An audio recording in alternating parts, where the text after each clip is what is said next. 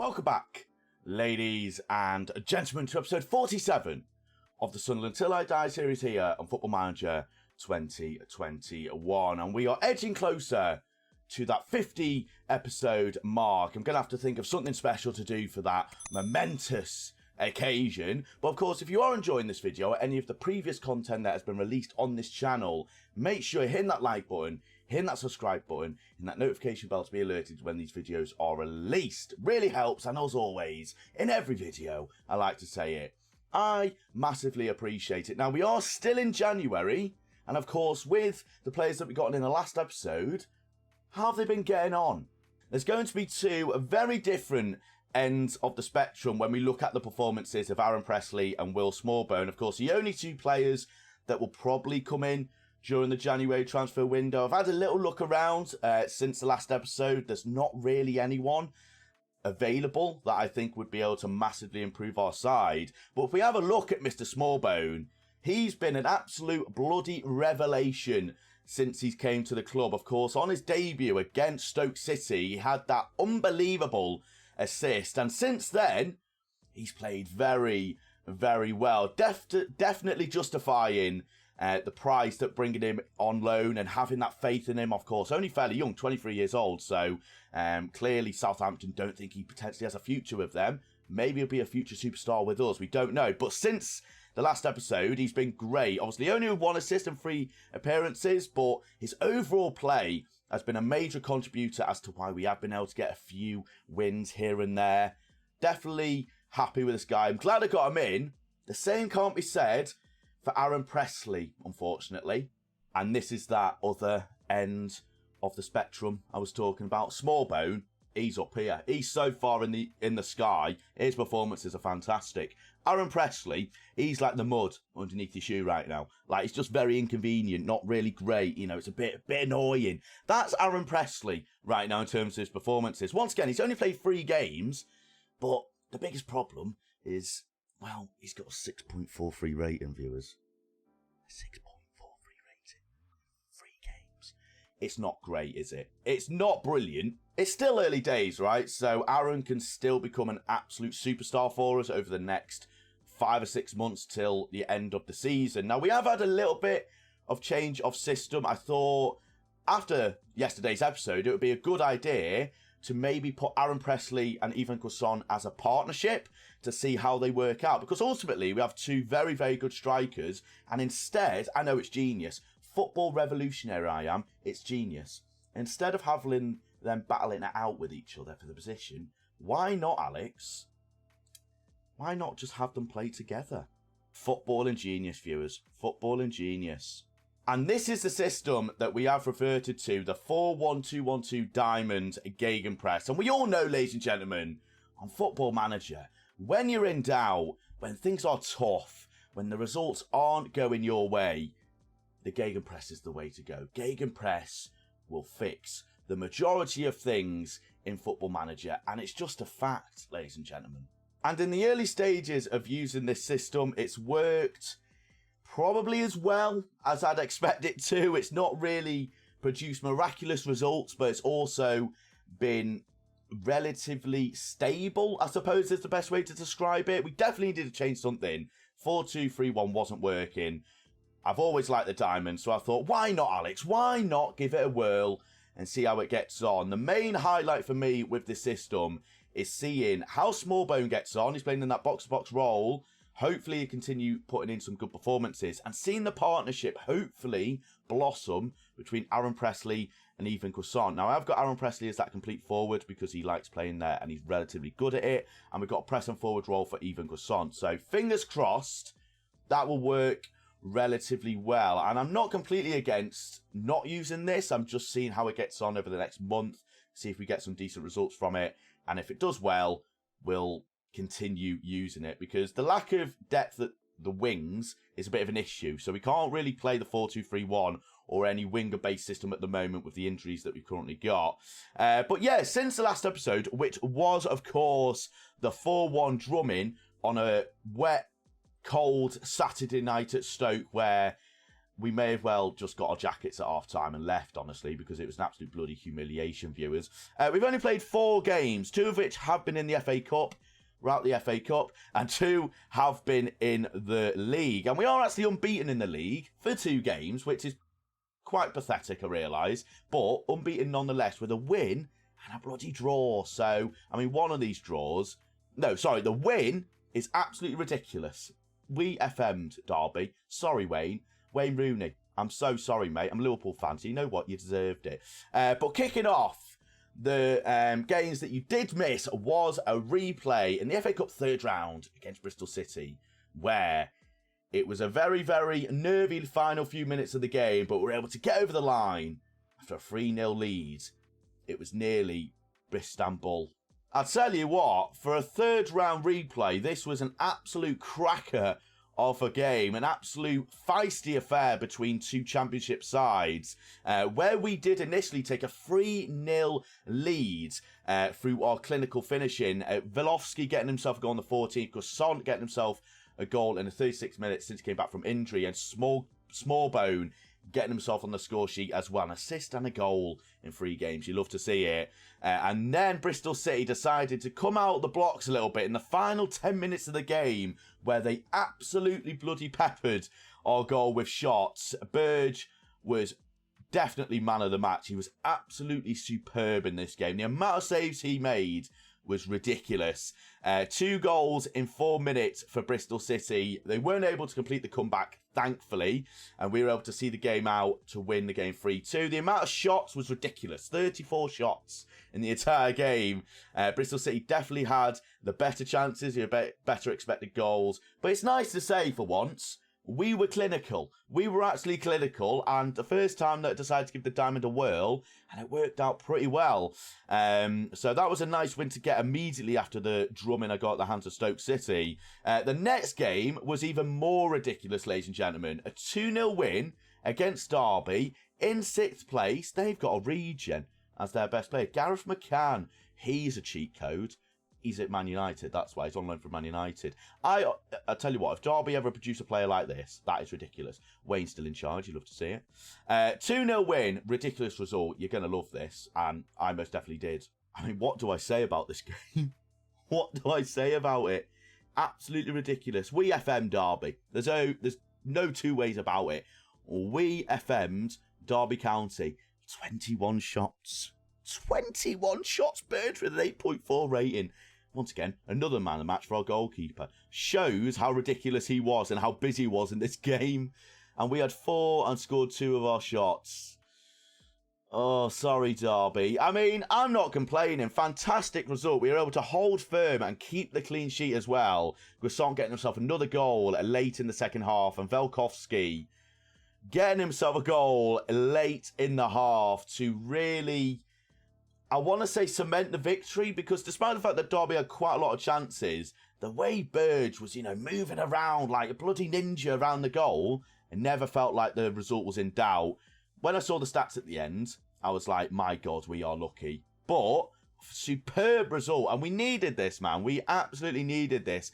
Every single player apart from Presley and Roster had a stormer of a game, played out of their skin. We have a look at Derby's ratings.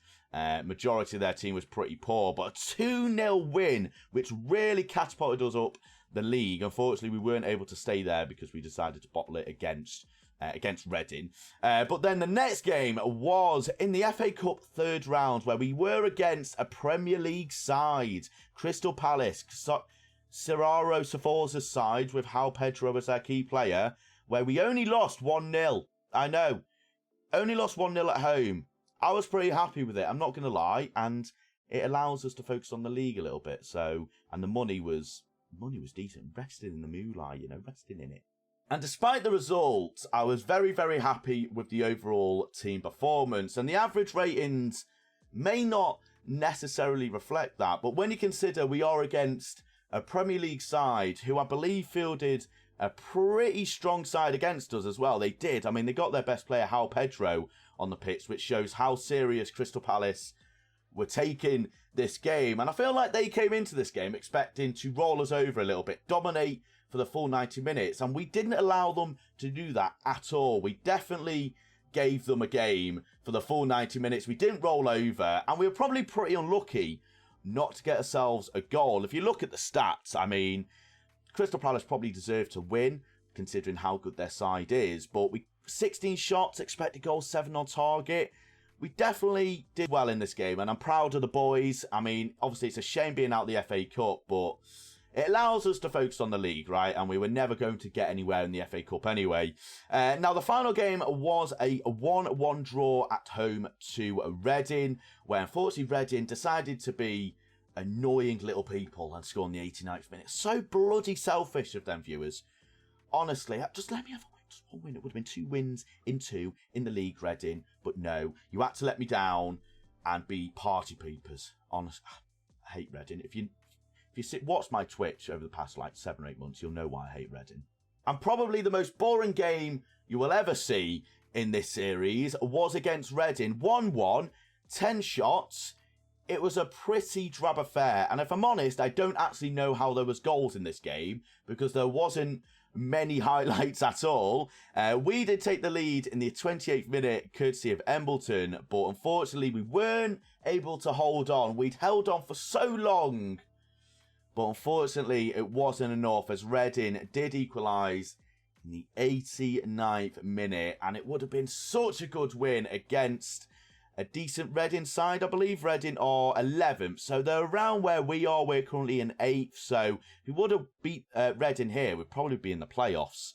But unfortunately, it wasn't to be. And as you can see from the expected goals, the expected goals are pretty pathetic from both teams, really, to be fair. So I can't really highlight that. But if we have a look at the league, we are still currently in 8th place. Teams are starting to create a little bit of a gap above us, especially the likes of Leeds, Newcastle and Barnsley. Brighton and West Brom are starting to get away a little bit. And it's pretty tight from 7th to 12th. Only, 5-point difference. So with a loss today, we could potentially drop as far down as 11th. And speaking of Reading could potentially overtake us today, which wouldn't be ideal. But of course, we are against Leeds, who are currently in 3rd place. It's going to be a very, very difficult game, especially away from home, with a new tactic. Hopefully will do itself justice in today's episode. But obviously, with the side that we are going to be going out, we are pretty shattered. Oh, we're 3 days away from the game. I think this is probably going to be the first 11 that I go for with this Leeds game. It's pretty familiar to what you've probably seen or going to see over the next month while we give this tactic a whirl. So it's going to be Lee Burge in goal, Volkovski, Sam Hughes, Jimmy Dunn and Harry Pickering as your back 4. It's George Dobson, Jordan Rossiter and Will Smallbone as your midfield trio. Elliot Embleton, Aaron Presley and Evan Coussant as your attacking trio once again. So hopefully we'll be able to see a few combinations from a few of these boys. But we've got 3 days until the game. I'll see you in just a second, and we'll get into it.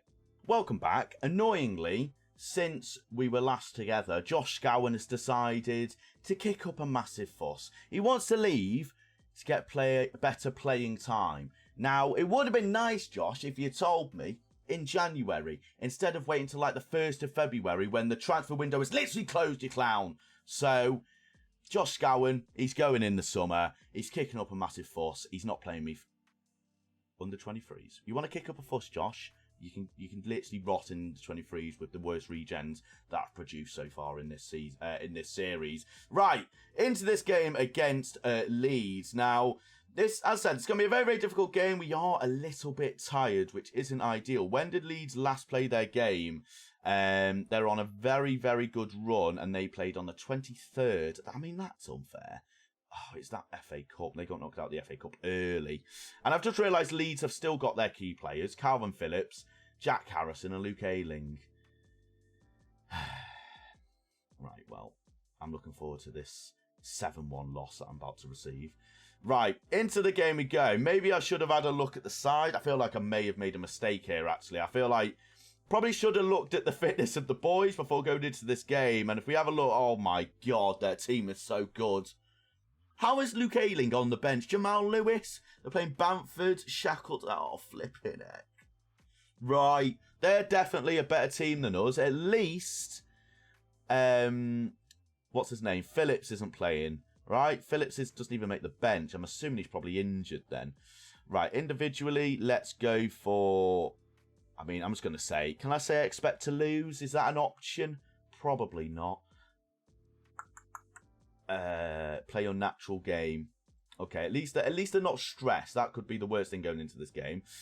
Right, put your score predictions in the comment section. No fans are here. You love to see it.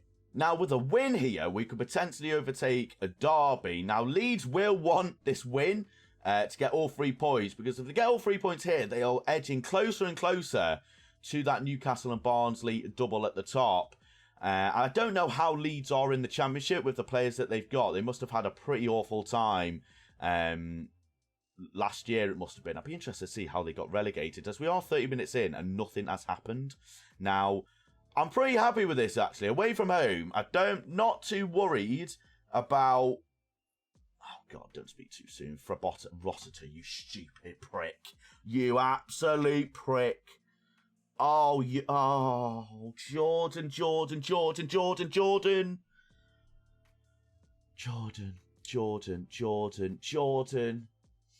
Oh. Right, max power. You've let me... We're not even into half time. You absolute moron. Right, well, I was going to say I'd be pretty happy with a draw. That's clearly not going to happen now. Unless we get a goal now, then we're just going to shut up shop for the full, literal, 50 minutes left of this game. No way. Oh, my God. Imagine the scenes. Oh, God. I was imagining the scenes, but right now, I don't imagine anything. Patrick Bamford... It's literally nutmeg the keeper. It's nutmeg Bird. I sang your praises, saying how you're man of the match, and now you've let me down. Oh. It's a great finish from Bamford, to be fair. Shackleton with a darting run. Bamford with some decent control, and defensively, I think this Jimmy Dunn, right? Sam Hughes. I mean, it's gone through the goalkeeper's foot, so... I mean, you need a new foot, Burge, because I don't know how that's happened, but it has. I mean, 1-0 down at half-time, but at least we're still in the game, right? I'm far from pleased. This game is going to be so difficult to manage now. Flippin' heck. Right. What do we do here? I'm not actually too sure what I can change. I might...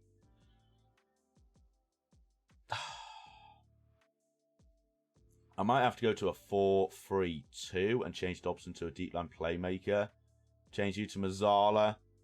Actually, no. Get you on the ball a little bit and get you as an advanced playmaker. And then change you to support. Now, the only issue I can see here is if they just decide to put everyone in midfield and we're in massive trouble. Obviously, we have our win-backs on attack. Well, we're 1-0 down, so we've got to go for this game, right?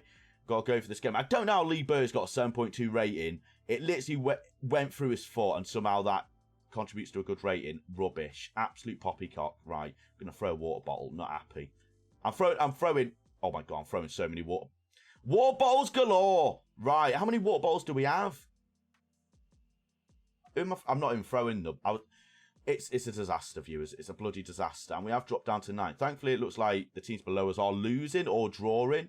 Now, if we can get ourselves a goal early on the second half, we can shut up shop a little bit. I know you don't want that. You want to see goals. But I just don't want to lose. Right, attacking. Just a chance, maybe? Maybe? No. Right. You know what? I'm going to risk it for a biscuit. I'm going to risk it for a chocolate digestive. Slightly more direct, run at them, and we'll go a little bit more wider. See if we can stretch the play a little bit. With 3 midfielders, going wider probably isn't the way to go, but we are getting a few extra shots here as we decide to not create any. Is this a chance here?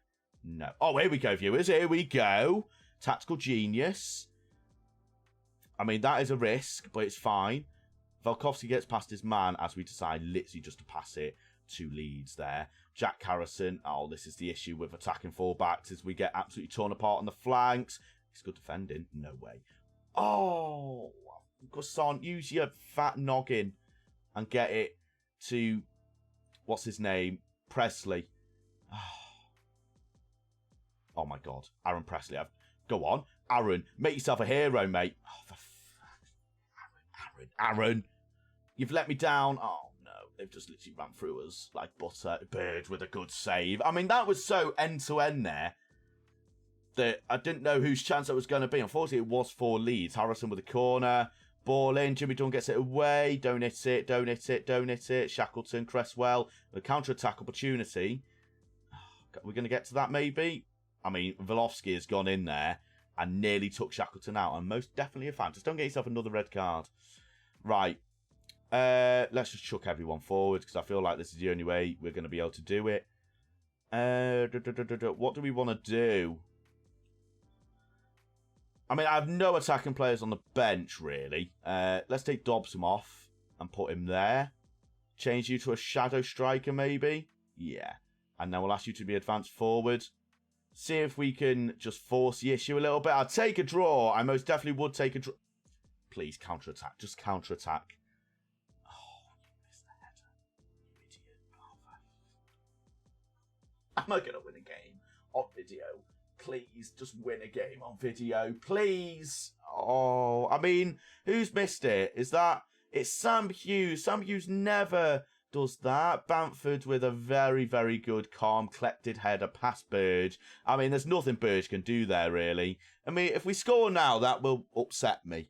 Because even Smallbone's playing poorly. You know things are going rough when Smallbone isn't playing that well. Barco, Jack Harrison. I mean, most pathetic tackle I've ever seen. A-Link, Pickering. Love you, my friend. Burge. We are all over the place. Shackleton. This could be embarrassing here. A-Ling. We don't deserve to lose 3-0. Jack Harrison, A-Ling. They're playing annoyingly good football. Jamal Lewis on the left-hand side has come off the bench. Get rid. Get rid. Oh, my God. No way. Guasson, go on, my boy. Go on. You may be injured, but no one cares. You got past your man. Finish it. Can it happen, viewers? Everyone up. Everyone get up. Oh, no, wrong button. Smallbone. No way. Imagine this. Imagine it. Oh my God. Right. What do I do? Oh my God. Please imagine. This would be absolute bloody scenes. Guasson with a fantastic finish in front of the Leeds supporters. Oh no, please imagine. I can't be dealing. Oh, we're not going to win it though, are we? We're not even going to draw it. Oh, I thought miracles could happen, but no, miracles don't happen. As we lose 2-1, and that gap is getting further and further away for us in playoffs. God damn it. I mean, 2-1 against Leeds, despite the loss. I mean, we lost, so I can't really complain. I can't really say anything. We lost. Kevin Friend was in charge. How long's thing be banned then? Jordan Rossiter, he's out for a 1-match ban. Hopefully that doesn't be increased because I quite like Jordan to play in the next episode.